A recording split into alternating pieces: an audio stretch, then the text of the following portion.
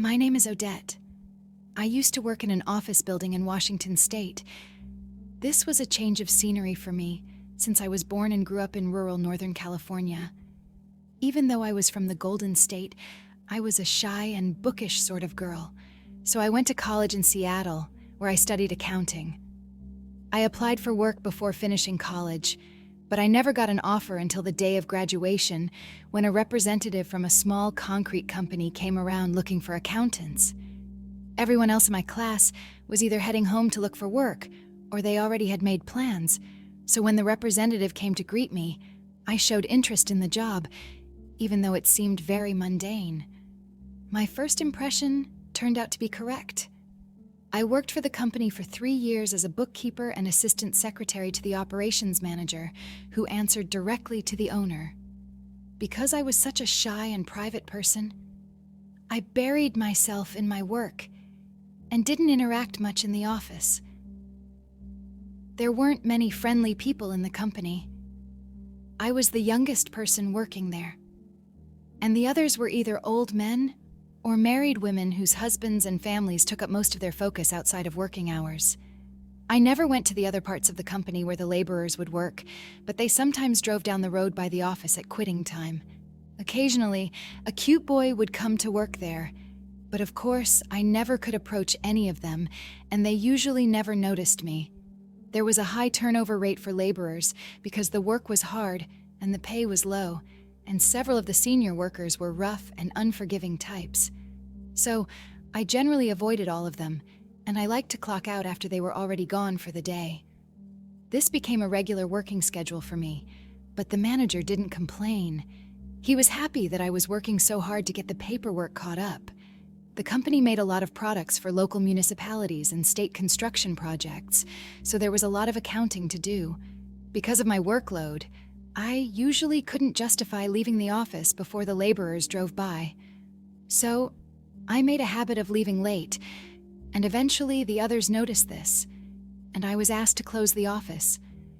The office building was new and large and spacious. There were large windows on the south side and the west side, but my cubicle was in the northeast interior of the building, and for the most part, all the lighting was from fluorescent ceiling lights. During the fall and winter, it was usually dark outside by the time I clocked out. At first, this didn't affect me too much. Sure, I had to walk to my car in the dark, but the parking lot was in front of the building next to a major road, and a police station was nearby. So I didn't feel too worried about going out alone. What really bothered me was how the office changed after everyone else was gone. It was quiet and dim and lifeless. The stillness and emptiness were just subtly unnerving in a way that I couldn't process for a while, so I just ignored it and went about my routine. Nothing too noticeable changed during my first year there. During October, during my second year working for the company, I started to get more nervous at night. Leaving the office wasn't too bad.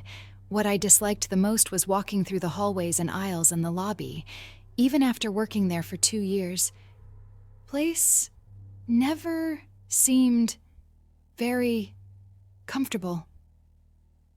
It was just bland and gray and barren. The smell wasn't pleasant, and the air wasn't fresh. Sometimes the labor supervisors would come in to speak with the manager, so they brought the dust and smell of concrete with them, and it took over the place, even though janitors regularly vacuumed it. Only one of the office ladies had made a cozy space in her office. Her name was Kate. She had pictures of her family and kids all over the walls. She had a corner office on the southwest side, not a cubicle like mine. Her office smelled faintly like lavender, and she had a comfortable chair. Sometimes I would stop by her office before leaving, just to get a mental recess before heading home to my apartment building. Even though I made my personal room as nice as I could, the building I lived in was also very bland and empty. It was quiet, which I thought was great at first, but after a while, it became too much like work, so I stayed confined in my room. Sometimes I wanted to ask my parents if I could just move home with them.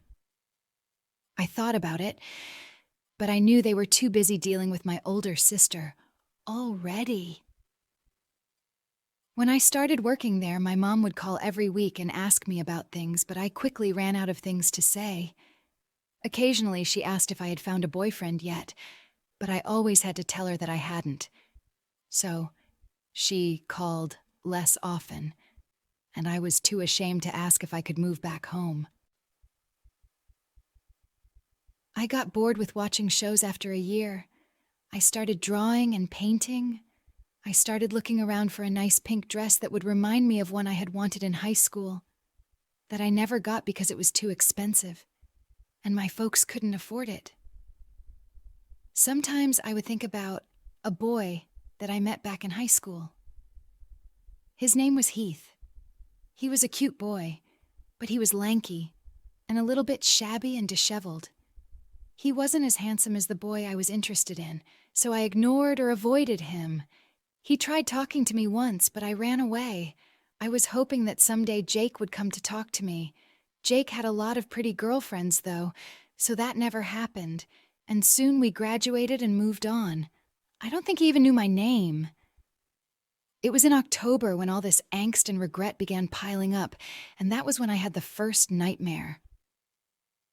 It was the first in this series of nightmares, and at first I didn't even realize that it was a nightmare. I just thought it was a sort of nonsensical, slightly unnerving dream. I found myself in the office at work, and it was empty and dimly lit, just like usual. However, in the dream I went down the hallway to the lobby, and when I got there, the entrance was gone. Where the front doors should have been, there was another hallway, just like the one I had come through from my cubicle. In the dream, all the windows were black. Maybe I could see some lights in the distance and the silhouettes of some trees, but otherwise, I couldn't see anything through the windows. I was surprised to find myself lucid in this dream, or at least partly lucid. I had never had any lucid dreams before that night. I didn't even know about that term until I looked it up later, after more of these nightmares came to me. It was almost like I was awake and at work, but something was wrong.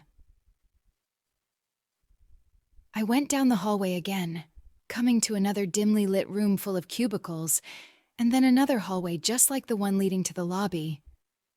Of course, I reached the lobby and found that the front doors were gone. There was just another hallway.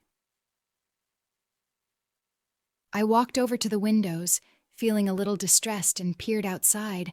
I could see a light in the distance. It was a floodlight that illuminated the flagpole in front of the police station.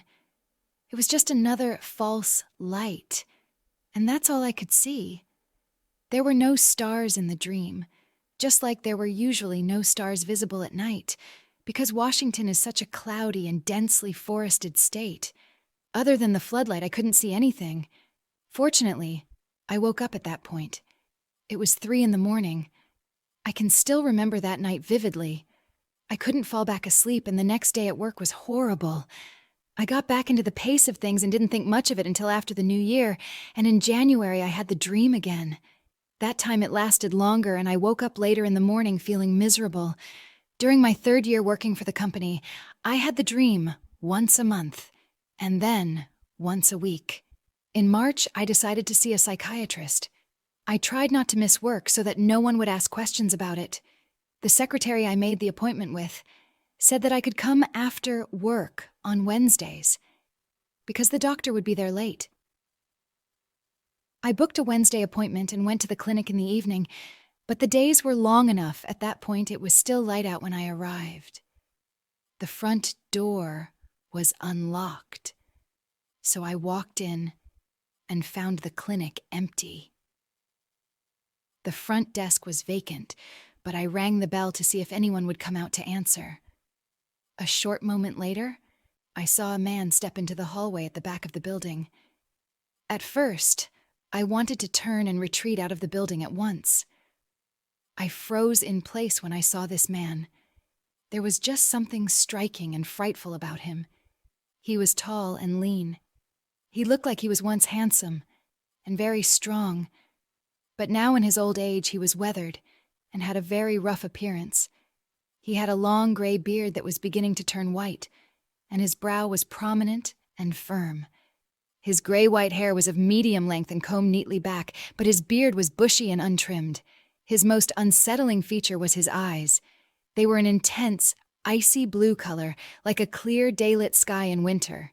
They were so sharp and fierce that it seemed like he could apprehend anything with just a glance. When his eyes fell on me, I felt like I had already been cornered and was unable to escape. He strode toward me with absolutely no hesitance and stood towering over me, offering a big hand in greeting. "You must be Miss Odette Carlson. I'm Dr. Adler. It's a pleasure to meet you," he said, and his voice was deep and matured, but still very strong. When he spoke, I caught a whiff of chestnuts and mint in his breath. His mouth and mustache curved slightly in a faint, lopsided grin. When I placed my hand in his, I realized how puny and soft I was compared to him. He had an earthy, somewhat pleasant smell about him, and his hands were rough and strong. I was still very nervous, and I felt even worse than because I must have been blushing. My cheeks were hot. I'm not very tall and not very big, and in physical terms I'm not made for any kind of confrontation or even a hasty retreat. Fortunately, he exuded a quality of rigid austerity and formality and seemed totally disinterested in any blatant malfeasance. He beckoned for me to follow him as he turned and strode down the hall to his office. His long legs got him there far ahead of me as I slowly shuffled after him, with my stomach feeling like it was full of butterflies. When I entered the office, I found him already seated in his brown leather chair behind a dark mahogany desk with his hands joined upon it. He asked me to have a seat across from him, and I sat down, a bit afraid to make eye contact with him, but also afraid to seem rude or inattentive. When I met his gaze, I felt hot and shivery at once, as if his eyes were both ice and fire. He must have been aware of how nervous I was. He spoke plainly and softly during the whole appointment to make things easier for me. I could tell that he left a lot of things unsaid. As he spoke, I began to detect his accent. He spoke English with perfect fluency, but somehow his intonation subtly hinted that he was of German origin. "Tell me what's troubling you," he asked. I explained my nightmares to him. He asked me how long I had worked at the company, and I told him. He asked me when the last time was. I took a vacation. I told him that I got a week off after my first year of work, and I used it to go home and move some stuff back to my apartment. He asked what I did with my second year's vacation, and I told him that I spent it sleeping and roaming around the city, and that I went back to Seattle to go sightseeing. He asked where I was from and if I had any family nearby, and I told him that they were all back in California. He asked what time I get off work and what time I go to sleep. He asked if I live alone, and I told him that I was living by myself since college. After I told him, he made a single nod and then leaned back in his chair and was silent only for a moment to ensure that I had nothing more to say. Then he spoke. "I suppose I won't tell you what your business is.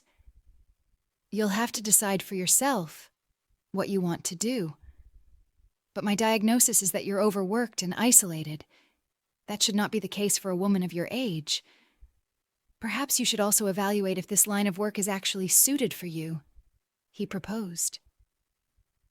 I remember his words exactly at that moment, because for some reason they seemed to hit with the force of a train.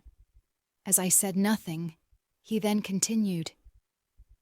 "If you want to continue this conversation, then you can set up another appointment, and next time we will delve into your family life, your childhood and education, so I can get a better understanding of the matter. For now, I will write you a prescription for 2 weeks off work and some fresh air and natural surroundings. You should present this to your employer," he said as he grasped a pen and neatly wrote out his directions on a light blue slip of paper. He peeled it from the notepad and slid it across the smooth, flat surface of his desk till it sat in front of me. His cursive script was impeccable. It was the strangest of sensations that overcame me then. I had come for an examination, and yet now I wanted to examine this strange old man. I told him I would make another appointment, and then I thanked him for his time. He nodded with his faint, lopsided grin and leaned back in his chair. I stood up to leave the room, feeling very mixed up. This man was so strange. I had never seen anyone like him before. I couldn't decide how I felt about him, so it was mostly out of curiosity that I later booked another appointment with him. I was unsure if I could show the prescription note to my manager. I thought about it for a few days, but then something urged me to do it, just for fun. I was sure that he would laugh or dismiss it completely, but when I asked to see him and handed him the note, he looked at it and nodded his head. He said he thought I could use a break, even if I didn't have enough vacation time, so he offered me a week off, including the weekends, starting on that Friday. This was a total of 10 days off. I accepted it, and I immediately felt much lighter.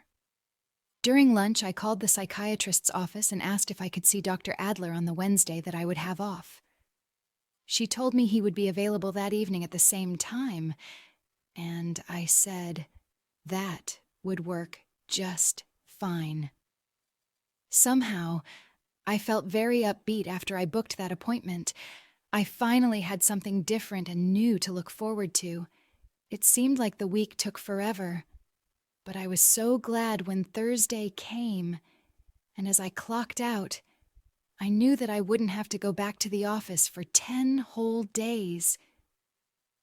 That night, I went out for dinner, and then I strolled around window shopping and went to a movie. I was also anticipating the next meeting with Dr. Adler.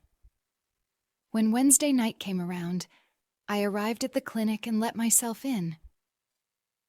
I found the doctor in his office, sitting behind his desk and looking at a picture of a pair of Malinois dogs and a young man who could only have been a former version of himself. When I knocked gently on the open door and stood in the doorway, he raised his bright eyes up and beckoned for me to enter while he set aside the old photo. "Welcome back, Miss Carlson. Did you make use of the prescription I wrote for you?" he asked. "Yes, I'm on vacation right now," I told him. He smiled with satisfaction. "Excellent. How are you going to spend it?" he asked. "Well, so far, I've gone back to Seattle a couple of times, and I've been resting a lot," I said. He seemed a bit less than pleased with this answer. "Do you have any plans to return home and see some more rural scenery?" he asked. I shook my head. He merely shrugged at that point and continued with the session. That night, he asked about my family and my hometown, where I went to school, what I thought of my childhood and education, and how I decided to study accounting. We talked for an hour without my noticing it, but he didn't end the session. He kept questioning me until he felt he had reached a satisfactory point at which to conclude. "Why haven't you gone home in over a year?" he asked. I shrugged as a defensive maneuver, but I could not summon a response which would banish the subject. "It's a long way to drive," I replied. "It's not too far, really." "How do you feel about your parents?" he asked. "I love them both. My mother is very sweet and always ready to help me. My father is responsible. He worked a lot and didn't spend much time at home when I was little," I told him. He nodded before asking another question. "What do you think of most when you remember your hometown?" "My old school, the lake, and some of the old country roads," I spoke. "What about the people who were there? Do you ever think about any of them?" he asked. I hesitated for a few seconds, and I could see in his face that he took note of this. "I think of some of them, like my teachers and a couple childhood friends," I replied. "Anyone else?" he asked. "I don't know if I'm ready to talk about that now," I said, hastily. He nodded and bid me good night. "That's all right. We've been here for a while now, and this is a good enough place to stop. If you'd like to come back again, then we can continue. I know the weather is changing, and it's getting warmer, and there is more sunlight. If I was to make a prediction, I would say that your nightmares may be less frequent during the spring and summer, but they may come back in the fall and winter. So, if you feel better, you can take a break for a while. If not, then you can come back to see me. For now, just enjoy the rest of your time off." He spoke. Before I got up to leave, I asked him about the photographs he had placed in the corner of the desk. When asked, he reached for them and revealed them to me. It was a picture of him as a young man in hunter's attire with 2 Malinois, or dark-colored German shepherds. The other picture was of his family, a blonde woman and 3 blonde children. I was correct when I supposed that he must have been very handsome in his youth. His wife was a lovely woman as well. "So that's your family?" I supposed. He nodded. "Where are they?" I asked. "My children live in Germany still. My wife came to America with me and she's buried here." He replied, "I'm sorry to hear that she's passed," I said. He shook his head firmly. "Don't be. She lived a good life and died quietly." He replied, "Well, thank you, Dr. Adler. I'll come back again sometime." I told him, and then I stood up and left. I was unsure if I had learned anything from this meeting or not. The doctor seemed to be still gauging me and unwilling to make any hard and fast diagnosis. I still did not know if I had learned anything about Dr. Adler himself. He seemed to have had a normal life, but I knew there had to be more to his story. He just wasn't like any other person I had ever met. I'm ashamed that I let my imagination run wild that night after I left the clinic. It was simply too tempting to think of him as an adventurer or a rogue or some kind of wounded fugitive disguised as a perfectly proper gentleman. The rest of my prescribed vacation was a bit bleak now that I didn't have a meeting to look forward to. As the next weekend came around and the return to work was looming near, I could feel the stress piling back on top of me. Then on Friday night, I had that same dream again, but it was getting worse. This time I was in the office, but as I walked to the lobby, I could hear barking and howling in the distance. This was the first time in these dreams that I had ever found any signs of other creatures or activity aside from myself. I went closer to the windows and looked outside. Everything was completely dark as usual, except for the floodlight and the flagpole. I looked at the light, and suddenly I saw shapes running across the lawn in the bright light. They were incredibly fast and looked like dogs, maybe Dobermans. They were black-colored and seemed to fly across the yard because they sprinted so fast across it. I heard them barking as if they were in pursuit. 5 of them ran across the yard while I watched, but a 6th one trotted along the yard, sniffing the grass and standing upright to turn his head from side to side, surveying the area. It seemed that he did not find what he was after, so he sauntered off after his fellows, and the area was empty again. I left the lobby then, feeling very unnerved by what I had seen, although I didn't know why it bothered me so much. I suppose I was afraid of black dogs. I've never had a phobia of dogs, but in that instance, I saw the way they were moving in a pack, and I knew they were hunting something with the intention to kill. It was like my skin had been pricked with ice-cold needles. I walked down the connecting hallways and dull yellowish-white office spaces, with no windows. The ever-present buzz of the false lighting was beginning to put me on edge. I was starting to panic because this dream had lasted so long. I felt like I had been roaming through the empty spaces for hours and hours, and yet no sign of an exit had appeared. I hadn't seen any window to the outside since I left the lobby. I wanted to turn back and see if perhaps I could get out through one of the lobby windows, but somehow I felt it made more sense to just keep going, rather than walk all the way back after so long. As I rounded another corner, I suddenly found a change of scenery in front of me. I was in the empty hallways of my college. I went on with some hope and anticipation now that something had finally changed. I recognized the hallway I was in, and I knew it should have a set of doors on the right side near the middle, which would let me onto the main yard of the campus. I rushed to reach it, and as soon as I turned the corner to face it, I found that the doors were locked, and outside, it was nighttime. The yard was lit by the lampposts and ground lighting that had been there when I was attending college. I tried to open the door again, but I froze still as I heard barking and anxious howling coming from across the yard. Immediately, I jumped back from the door and slid around the corner. I very carefully peered around and looked through the glass doors to the yard outside. Once again, I saw the pack of Dobermans sprinting across the grass as if they were chasing something. Half a dozen of them ran together through the campus, and again, there was one straggler who trotted along, sniffing the ground and the air as if to catch a particular scent. He came to a stop and turned his head from side to side, staring into the distance.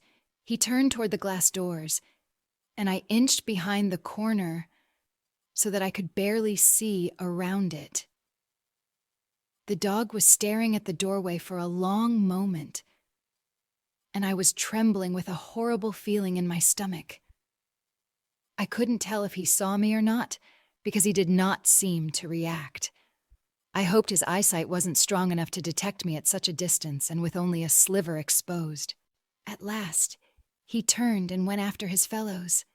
After he was gone, I could hear them all barking and howling from far away. It was a frightful sound. As I looked around the hallway then, the lights were getting brighter, and it was difficult for me to see. I woke up from the dream then.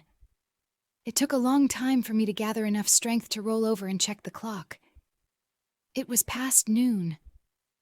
I couldn't believe this until I checked my phone and confirmed it. I had gone to sleep at 11 that night, which meant that I had been sleeping for more than 12 hours. The reason I felt like the dream kept going and going for hours was because it really had gone that long. I was exhausted. The sleep had not given me any rest at all. I was so glad that it was still the weekend. I spent the rest of my time off trying to recover from that night, and I had a lot of difficulty sleeping on Saturday and Sunday night. I went back to work on Monday, but I spent most of the morning sulking in my cubicle without getting much done. As soon as lunchtime came, I called the clinic again and asked for another appointment with Dr. Adler. I got the same Wednesday night appointment. I managed to get some sleep that night and made it to the middle of the week. I went to see Dr. Adler for the third time and immediately told him that my dreams had gotten worse. "What do these dogs look like?" he asked me. "Like Doberman pincers, but all black in color." I spoke. When I told him this, I could see a verdict already written upon his stark countenance, but he was silent for a long moment. "And you're certain that you were asleep for more than 12 hours?" he asked. "Yes," I replied. "Is it the first time this has happened?" he asked. I nodded. "If it happens again, you should see a medical doctor. In the meantime, you should tell me what it is that you want." "What do you mean?" I asked, even though I thought I might already have an idea what he was after. "What do you want from life? What is your fantasy of a perfect day for you? Of something that will make you completely happy and content?" "Tell me about that," he clarified. "You want to know my fantasies?" I repeated with a bit of dismay. "Yes, I think it's important to the case. Please tell me and be totally honest," he urged me. I felt hot, as if I must have been blushing. After some hesitation, I started to talk my way through it. I wish I could have gone to prom with Jake Camden, and I wish I could have worn the pink dress that my parents never got for me. "I wish I could have married Jake," I said, and involuntarily I let out an exasperated breath. "All right. And where did this Jake fellow get off to?" he asked. I was still feeling red-hot and dumbfounded. I shook my head. "I don't know," I answered. "You didn't keep in touch with him?" the old man asked. "We never spoke to each other." "I don't think he knew my name," I said, and I looked away into the corner. "I see. Well, who did know your name when you were in school?" he asked. "Some friends. My teachers, the career counselor." I spoke. "Any boys?" he asked. I was positively burning with shame by that point. "One of them. His name was Heath," I said finally. "All right. Now, what happened to Heath?" he asked. I don't know. I never talked to him much. I tried to keep away from him, I said, and my voice was stammering. I could feel my fingers trembling, and I couldn't get them under control. So, what happened when you went to college? Did you meet any nice men there? He asked. No, I didn't find anyone I liked there. I was studying hard because I wanted to have a good GPA and find a good job. I spoke. You probably had a great GPA, didn't you? He asked. Yes, it was a 4.0, I told him. Would you say that you have a good job? He continued. I don't know, I said irritably. He simply sat back in his chair and said nothing further. Isn't there any medicine you can prescribe to help me sleep? I asked. I don't prescribe pills to my patients. That's my personal policy. You can speak with the secretary and meet someone else who would. If you want to continue talking to me, it must be for the purpose of facing your problems and overcoming them, not suppressing them, he said with a stern and strong voice. But what will I do if I can't sleep? I asked helplessly. As I said, if this becomes a chronic health problem, you should see a medical doctor. I'd recommend getting a checkup regardless. If it turns out there's no medical reason why this is happening, then come back to see me, he advised. Do you still think the dreams will go away during the summer? I asked anxiously. That was my opinion before, and it may very well be the case. Most of the time, depression or other restless conditions worsen during the winter and relent in the summer. It seems to me that the nighttime in your dream scenario is matched to the darkness when you get off late in the winter. However, I can tell that there's something else bothering you, and that's why you feel that you're being hunted, he said ominously. I was immediately frozen still and filled with dread. He noted my demeanor and was conciliatory then. You are quite safe here, Miss Carlson. Why don't you tell me the truth?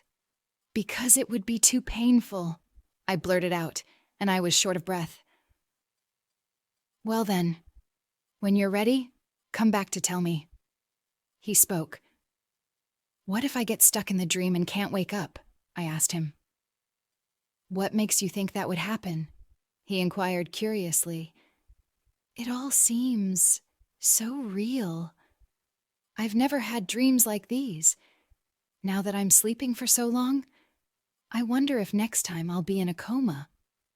I spoke.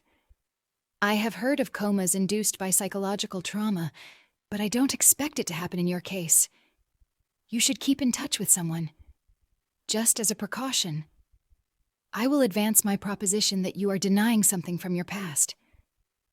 That's why you find yourself trapped in all these empty, dead spaces.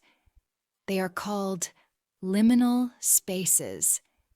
They are the places in life that are meant to be passed through. In your case, you've never truly arrived at the destination. The condition is compounded by the fact that something happened, and you left it behind, but it apparently is not content to be left behind. It won't be forgotten. So there are two options that I recommend. One is to go back and face the thing that you left behind. The other is to undergo therapy sessions and try to simulate the confrontation. The first option would be more impactful if done correctly, whereas the second option is safer and more controlled. I leave it up to you to decide. If you want my help with either one, you only have to ask. He volunteered, and his deep blue eyes burned with sincerity. I was put at ease then. Thank you, I said, but I couldn't choose either of the options he presented to me, and I sat mulling it over. After some time, I said, Would you come with me to my hometown if I asked you to? Yes, I would, he replied. Have you done this before? Getting so involved for a patient? I asked in bewilderment. He nodded. You know, some medical doctors don't consider my profession to be worthy of the title doctor. Indeed, I've often felt uncomfortable with the term. When I was young, I was drawn to the field, and I had a mentor who saw promise in me. Perhaps he overestimated my ability to diagnose and treat psychological traumas. So he thrust me into a series of very difficult cases. I quickly realized that my training was not adequate to address the pain and suffering that I had witnessed. After that, I looked everywhere for knowledge and requested permission for experiments to try to establish what I myself had experienced and to gauge its effectiveness. There again, I came up against hard limits to my abilities. However, I did manage to help some people, so I couldn't give up. My perseverance was tested. I learned that the statistical manuals and diagnostic books were only helpful up to a point. The truth is that all people are unique, and there is some element to life that renders our skepticism and empiricism utterly effete. When that scenario arrives, the only remaining faculty is intuition. So, mine is telling me that I should help you with this, and that your life will be much better if you go back and repair the things that you left undone in the past. He explained to me with perfect conviction. I was moved by the way that he spoke. In that moment, I felt he was fully trustworthy and competently wise. After a few heavy breaths, I thanked him and then said goodbye, vowing to come back if the dream happened again. Fortunately for me, the dreams went away after that. I still wanted to go back, but I couldn't summon the courage to tell him what he wanted to know, so I put it off. During the late spring and summer, the nightmares seemed to go away. But as summer waned and autumn settled in, they returned. In the month of September during my 3rd year, all of this finally came to a crescendo. I was increasingly filled with dread as the days got shorter, and the warmth faded out of the air. In the last week of September, I had the dream on a Monday night, and I was almost late for work the next morning. I took some melatonin and went to sleep Tuesday night, and I was in the same nightmare again. At that point, I wasn't just stuck in the office at work, although that was usually where I first found myself in the dream. Now the hallways would connect to my apartment building, or to my college campus at night after everyone was gone, or to my old high school, or the empty road outside my hometown that seemed to lead to nowhere when I was a kid. In one of the dreams, I found myself confined to the hallways and classrooms of my high school. I went through the gym and then walked down the hall, finding that it never ended. It only kept turning and running on for hours and hours. I went into one of the classrooms that looked like my old English classroom, where my teacher, Mrs. Larson, used to give instruction. She was my favorite teacher, and I could see the room just the way it was when I had last left it, only there were no pictures of anyone on the walls or on her desk. I sat down in her chair and faced the empty classroom. I let out a sigh and tried to reconcile the conflicting emotions that I felt then.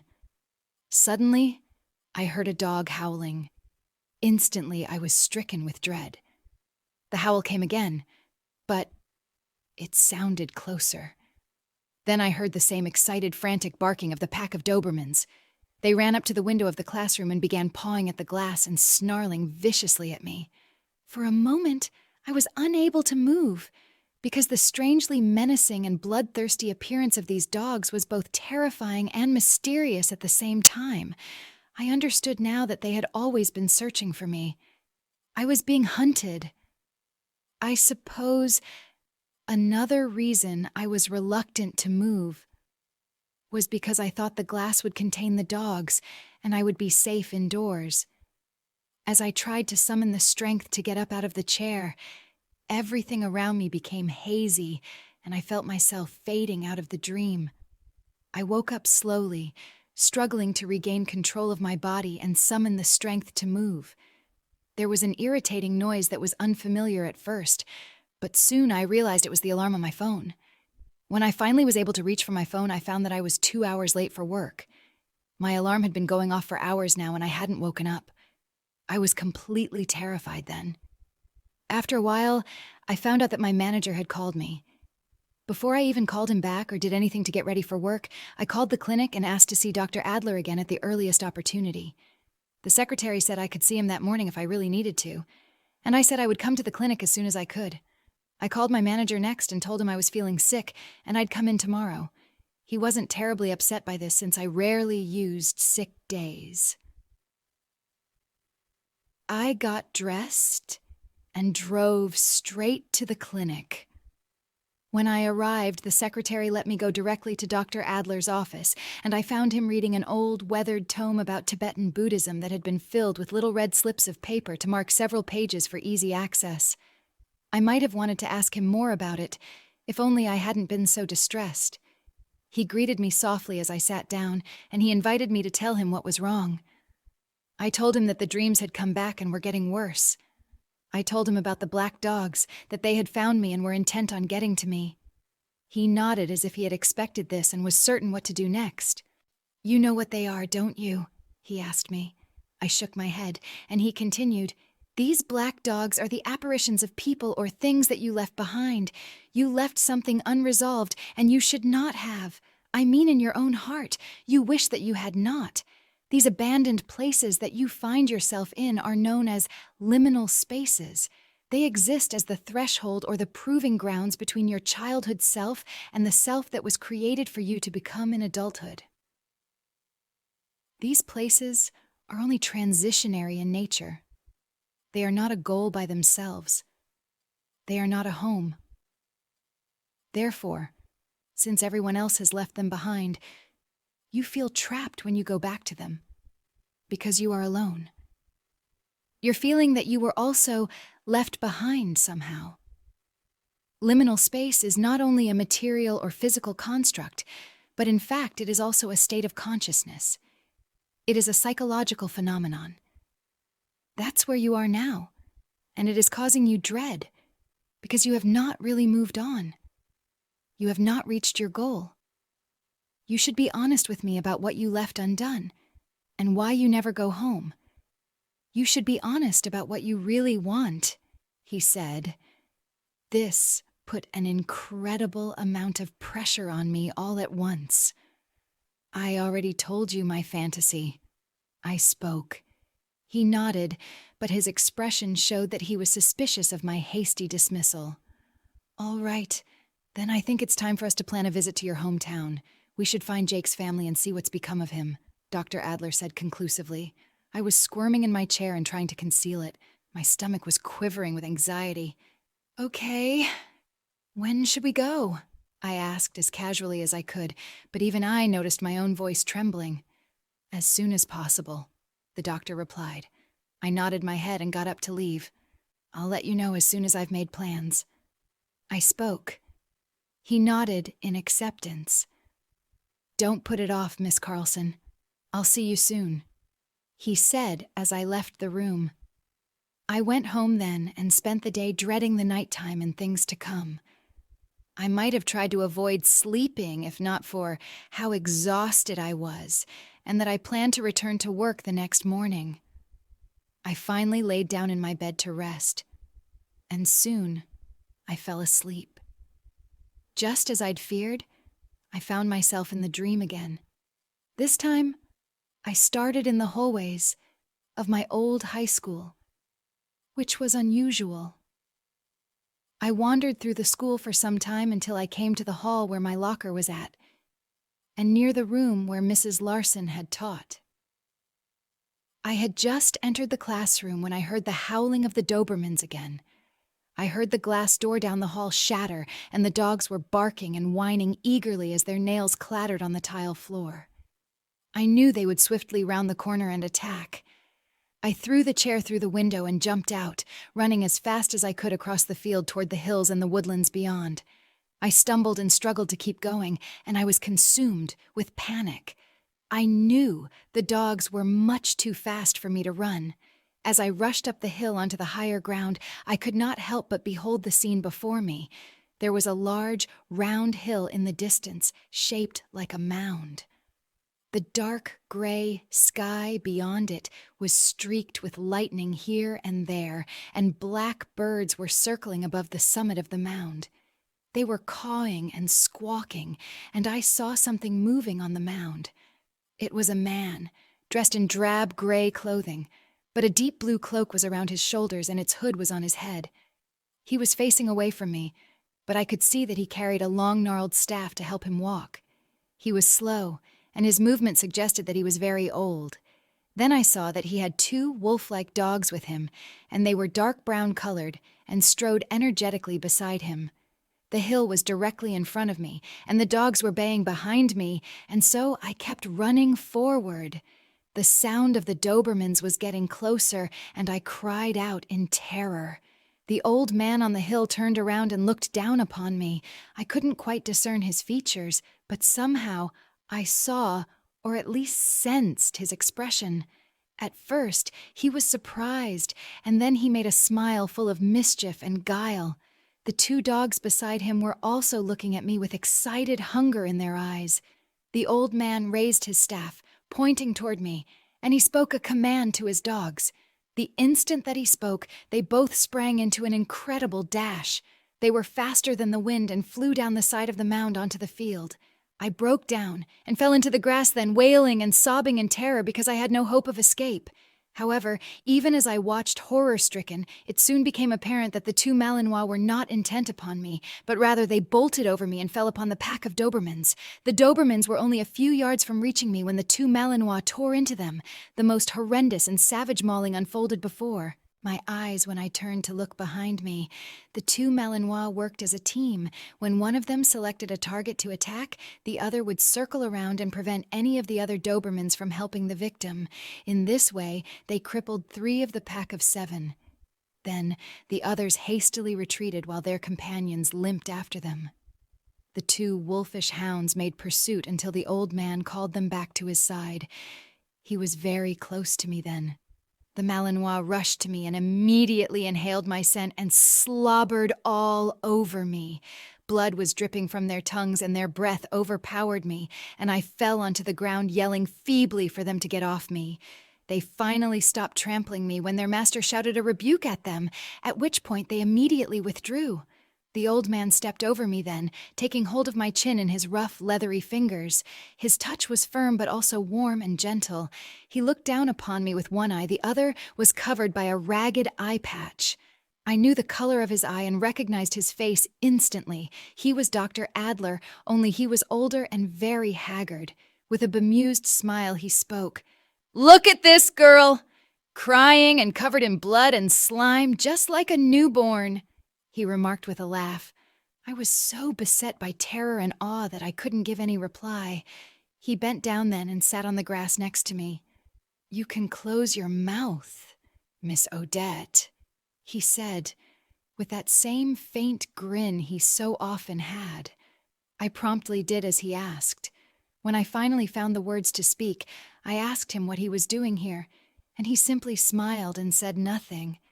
"I've been trapped for hours, and I haven't seen anyone else except for you. Do you know how to get out of this place?" I asked him. He nodded. "There's a road over yonder. It should take you straight away from here," he said with a chuckle. "Are there any more of those dogs running loose?" I asked. I suppose I was seeking some reassurance, or perhaps I really wanted to urge him to accompany me. "I'm sure that there are, and unfortunately for you, they've already got your scent," he answered with a baleful smile. I found his reply very unsettling, but I still wanted some kind of company. Will you please come with me?" I implored him. His smile faded and he gave a firm nod. "I will deliver you to the place you're meant to be. You'll have to decide what to do when you get there." He spoke. I was confused by his words. "What are you talking about? Where is this place I'm meant to be?" I asked. "Well, you've been roaming for hours in all the places that have nothing for you. Now it's time for you to finally go back to where you have something to resolve. You can either come along or stay here alone," he said cryptically. "All right, I'll come with you." I spoke. I was so uplifted to have another person with me that I simply agreed without any argument. but I dreaded the thought of him leaving me alone somewhere in these wilds that stretch from one horizon to the other and appeared endless. The old man didn't seem to pick up on my reservations and merely smiled and beckoned for me to follow him into the redwood forest that loomed upon the distant hills. Since I had no choice, I followed him without question, at least at the beginning. The forest was thick, and once we went into the shady, dark realm under the canopy, I began to regret my decision. I would have been much too terrified to wander around this place by myself, but I was comforted by the presence of the old man and his 2 dogs. The 3 of them were almost completely silent, and they set a pace that was steady and easy enough for me to follow. After what seemed like a couple hours of walking, I spoke up. "Where are we going?" I asked. The old man looked over his shoulder at me with his single eye and spoke only in vagaries. "We're going to a very special engagement. Indeed, you are to be the guest of honor," he said with a mischievous tone that filled me with foreboding. As he stepped around the low-hanging branches of a big tree, he chuckled and pointed to some old rags hanging on the branch in front of us.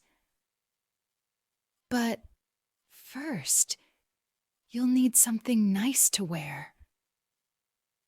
"What do you mean?" "That's just some old camping blanket left out here," I said in protest. He gazed back at me with a grin. "Are you sure?" he asked, and he took his stuff in both hands so that he could extend it up to dislodge the ruined fabric from the branch. The rags were taken up by the end of his staff, and he whirled them around in the air 3 times before abruptly flinging them upon me. I cried out in shock and disgust, so repulsed by the touch of the dirty rags. Yet in the next instant, I pulled them away from my face and found that they had been transformed entirely. What I held in my hand was a lovely transparent white shawl, embroidered with flowery patterns. My clothes had been changed into the beautiful pink dress that I had wanted so much when I was a teenage girl. I was wearing white stockings and pink high heels. White gloves were on my hands and covered my forearms. I was seized by enchantment in that moment, and when I gazed up at the old man, he smiled with satisfaction. "That's a lovely dress. Indeed, it's a perfect fit for you. What you need now is a set of jewels," he remarked, and he promptly turned toward a juniper tree that was covered with berries. He struck one of its branches with his staff, and the berries fell loose, but by the time they touched the forest floor, they had become a shower of sapphires set in jewelry made of white gold. The old man reached down to retrieve a pair of earrings, a necklace strung with sapphires, a ring, and a petite tiara. He brought sparkling jewels to me and adorned me with them. Then he raised my chin in his leathery fingers and inspected me. "The gemstones match your eyes. I'd say that should do nicely, Miss Odette. Now then, let us continue the way. Luckily, the road is nearby. You can't walk through the forest in shoes like those," he said, chuckling as he turned and went on between the trees, leading me to a soft gravel road that ran through the forest.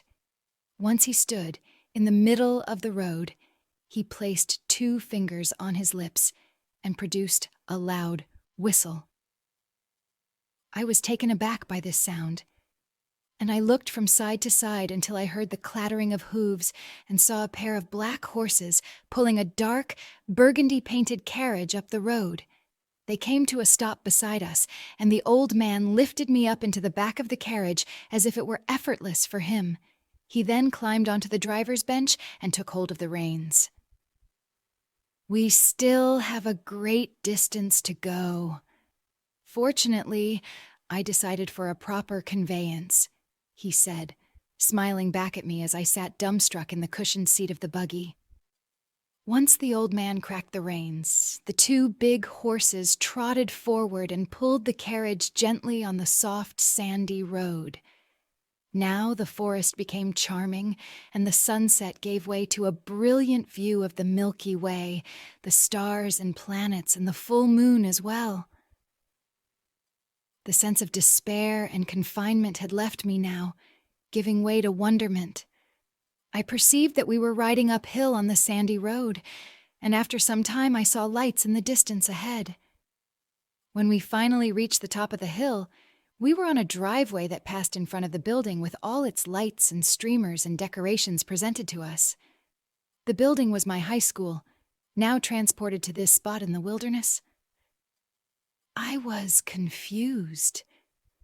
But after everything I had been given, I didn't have the wherewithal to question the situation I had been thrust into. The carriage came to a stop in front of the doors to the gym where the prom was underway. When the old man got down from the driver's bench and offered his hand to help me out of the carriage, I could see that his cloak had turned an extravagant dark indigo color, and the hood was tossed back. His hair and beard were combed and clean now, and braided neatly. As he extended his muscular arm to me, I saw a golden ring on his finger and a golden band on his wrist. I gave him my hand and stepped down out of the carriage. "I shall await your return, Miss Odette," he assured me. And then he bowed and turned to lead the horses away by their bridles. I saw the doors of the gym standing open and heard the music flowing out from inside. I could see people slowly dancing on the floor of the gym. I let out a sigh then and strode eagerly up the steps and through the doorway. The music and lighting inside were dreamy, and all the young men were wearing sharp-looking suits. As I roamed alongside the gym floor through a few places, suddenly I heard a familiar young voice call my name. It was Jake Camden. "Hey, Odette, I was wondering when you'd show up. Where's your date?" he asked. I turned around and saw his handsome face in his brilliant white tuxedo. His dark hair was gelled back, and his amber eyes beheld me with recognition. His handsome, youthful face showed a suave smile. I was paralyzed with amazement and felt the happy yet anxious jitteriness in my gut. "Oh, I came here alone," I said quietly. His smile grew wider then. "Why don't you dance with me for a while?" He invited me, extending his arm. I slowly reached for his hand, captivated by his eyes. From that point on, I felt like I was floating around the room. He danced with me, and the music changed to my favorite song when I was a teenager. The sweet smell of his cologne and the sensation of whirling around made me feel intoxicated.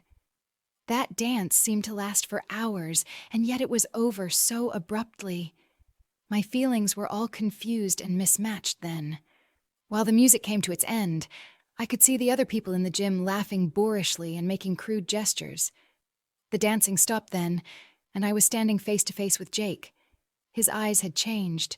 They were less friendly, seeming predatory instead, and his cologne smelled so artificially sweet that it had become just a bit offensive. "You want to get something to drink?" he asked. I nodded, and he led me by the hand across the gym.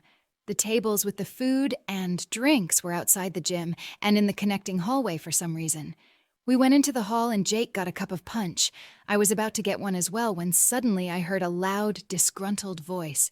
"Excuse me!" a young woman shouted. I turned and saw Rebecca Pearson standing in the doorway to the gym. She was glaring fiercely at me. Her dark eyes and sharp features seemed ready to explode, and her curly hair shook at the sides of her face. I knew why she was after me. She was one of Jake's longtime girlfriends. "What do you think you're doing?" she demanded with her twangy, exaggerated intonation. I had always hated hearing her speak simply because of her style of expression. She strode hastily toward me and grabbed my shawl, ripping it away from my shoulders. In the next instant, she slapped my left cheek. "Who is this?" she demanded with a fuming voice. Jake shrugged his shoulders. "How should I know?" he answered. Immediately, my stomach felt like it was full of ice, but my cheeks were hot. I heard shouting further down the hall then. Jake's friends were coming toward us, but they were dragging someone along with them. It was Heath.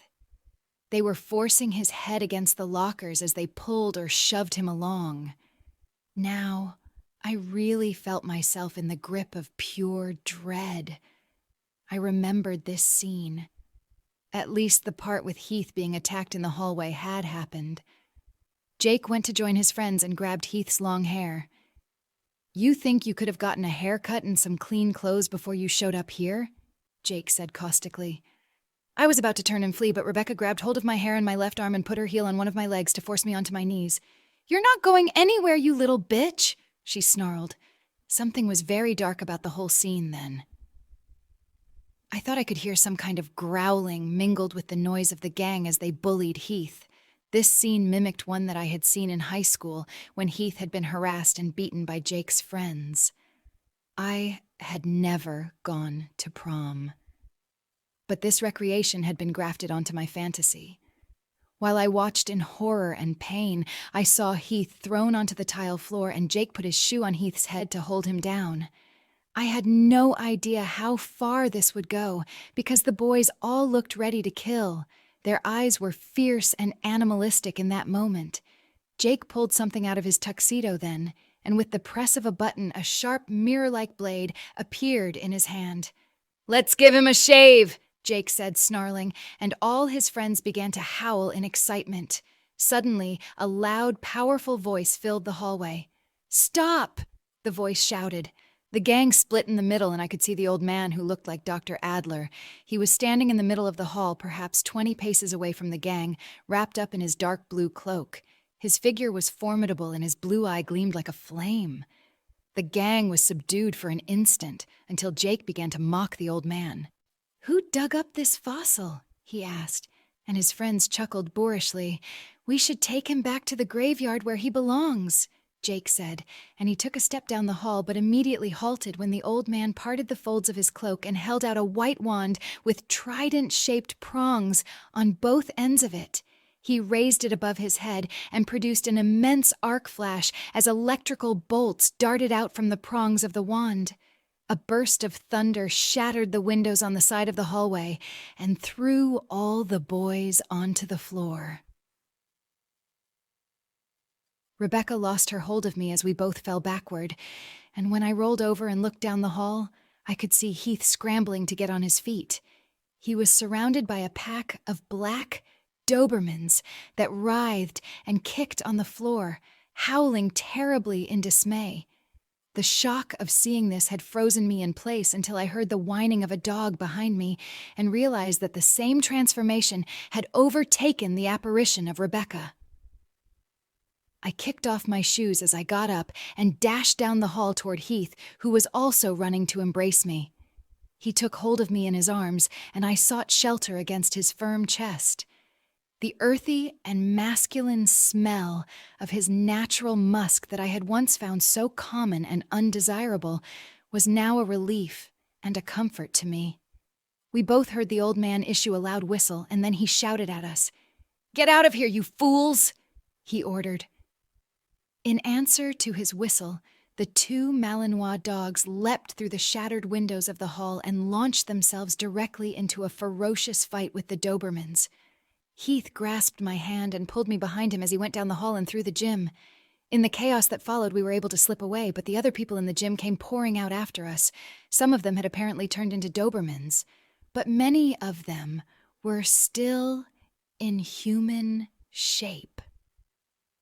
The full moon's light was particularly bright and helped us in our escape through the forest, but we were unable to shake off the gangs hunting for us.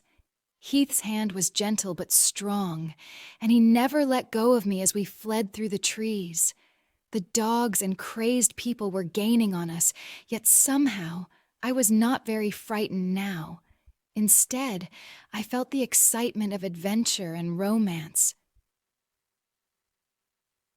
As we emerged from the trees into an open field, I saw a figure standing on a hill in the distance.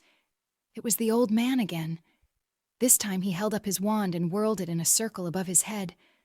I could see a spectral indigo light emanating from the wand, and then I saw the clouds in the sky beginning to spiral around as if they were being stirred in a huge cauldron.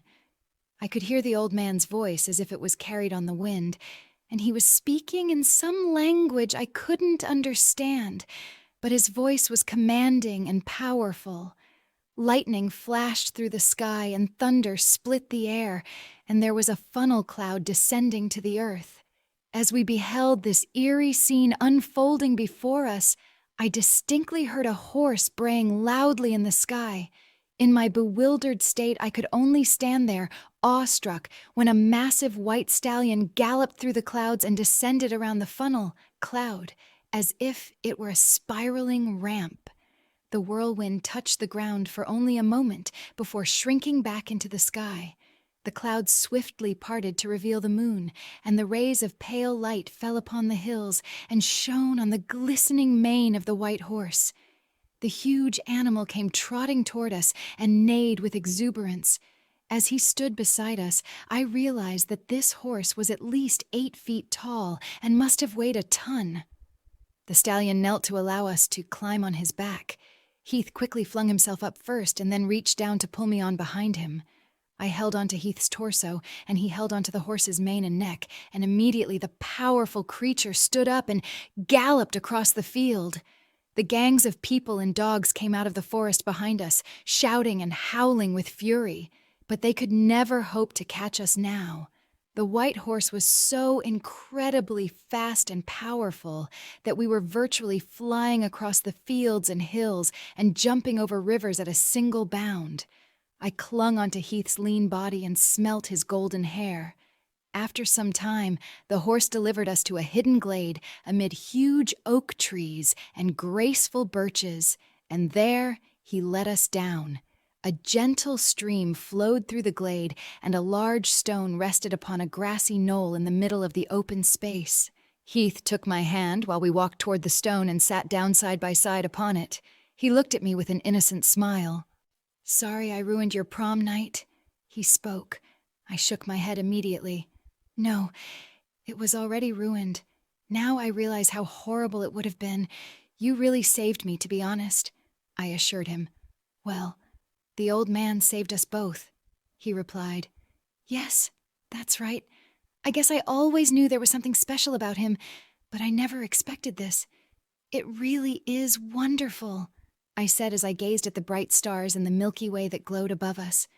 The full moon appeared over the tops of the ancient oak trees and shone marvelously upon the glade. All the heavenly lights made Heath's face glow and his eyes twinkle. I couldn't tell if it was just the emotional tone of that moment or if I had finally seen Heath in the proper light. But he was very handsome and comforting to look at. I noticed that his clothes had changed, and now he was clean and neat and very impressive. His golden blonde hair was combed straight and looked beautiful in the moonlight. I realized how mistaken I had been for so many years. "Heath, can you please stay here with me? I don't want to be alone again," I said spontaneously, without any self-restraint. He smiled at me and nodded. "Yes, you won't be alone. Not anymore." He agreed. I saw his face with the stars behind him and thought I was with an angel. That was when the dream ended. I woke up late that morning, but I wasn't anxious or tired anymore. I felt as though I finally got a good night's rest. I felt better, and I knew what I needed to do. I made several phone calls. I called the clinic first to leave a message for Dr. Adler. I told the secretary that I was sorry for not making plans with him, but I had decided to go home immediately. Then I called my manager and told him the same, and then I called my mother and told her that I wanted to come home right away. She was concerned, but I told her I would be okay, that I just needed to be at home for a while, and she agreed wholeheartedly. I packed as quickly as I could and started the drive home that morning. It was late at night when I finally arrived at the old country house in the hills beside my quiet little hometown. I hugged both of my parents when I saw them, and we talked for a little while but then went off to bed. The next morning we had a big breakfast. Both Mom and Dad cooked for me, and we talked for a couple of hours. I knew what I wanted to do while I was home. I asked if Mom remembered Heath and if she knew where his family was. She told me where they lived. I decided I should go visit them and ask about Heath. I arrived at his family's house, and his mother answered the door. She welcomed me in with a bit of surprise, but with a very gracious mood. I sat with his parents in their living room for a short while. They knew me already, even though I couldn't really remember seeing them before. His mother was sweet and very lovely. His father was good-natured and tranquil in his demeanor. I felt very comfortable around them. So when I asked about Heath and where he went, there was no awkwardness. They told me that he became an arborist and worked all around the county for very well-off patrons. He made a good living, but he was busy working on replanting the trees in the valley where there had once been a quarry outside of town. They said that he had grown a passion for his work and spent much of his time in nature.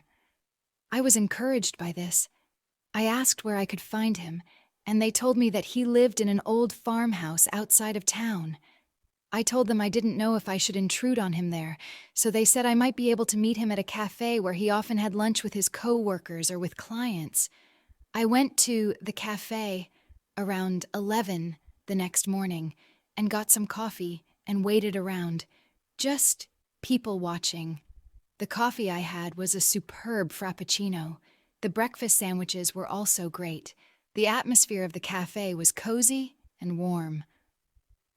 I knew it was perfect for a day like today, and I kept hoping to see Heath.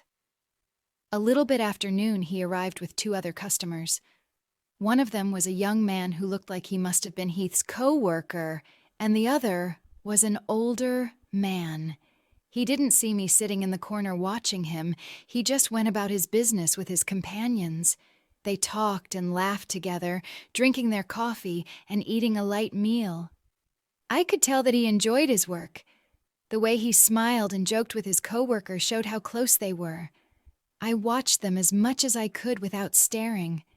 When they were done eating and getting ready to leave, I forced myself to get up and go to Heath. He was wide-eyed and struck with amazement when I appeared before him. "Hello, Heath," I said, smiling. "Hey, Odette, what are you doing here?" he asked, seeming a bit nervous. "I'm visiting my family and I decided to have lunch in town. I'm so glad I found you here. It feels like ages since the last time I saw you." I spoke. "Yeah, I never thought you'd be back," he said with a clumsy smile. I thought he seemed a bit nervous at first, so I knew that my presence still affected him. He introduced me to his coworker and the old man who was his boss. They took the spotlight off him for a minute, but then they politely took their leave and went back to their trucks. "So, you take care of trees now?" I asked him. I wasn't sure how I looked to him at that moment, but later he would tell me that I was glowing. "Yes, I trim shrubs and trees and give them fertilizers or pesticides if needed. I try to make sure they're healthy and strong so they don't need much input.